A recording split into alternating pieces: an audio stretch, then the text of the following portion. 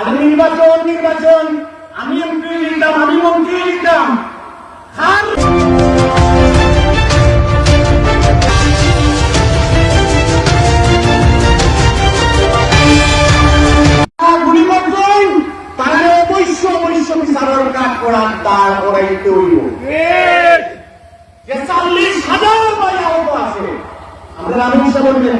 দক্ষিণ উপজেলা 7 লক্ষ টাকা ধরুন আমাদের একটা বাড়ি মন্দির বাড়ি কাজ করুন, এখনো কিন্তু না বিদেশ টাকা রাখতে হবে।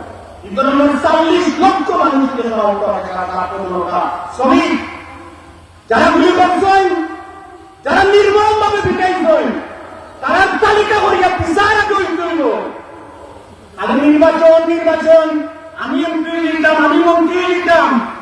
খার রক্তর উপরে আমি এমপি লিখতাম, খার গুলির উপরে আমি এমপি লিখতাম, খার চাকর উপরে আমি এমপি লিখতাম। তখন আমি খেতাম আসলাম, তখন আমি সাতদল মরিয়া বলে দিয়েছিলাম।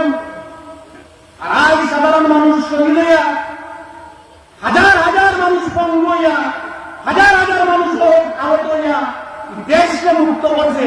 তারা বিচারের কোন মাত নাই, তারা পরিবারের কোন মাত নাই, তারা পরিবারের কোন মাত নাই।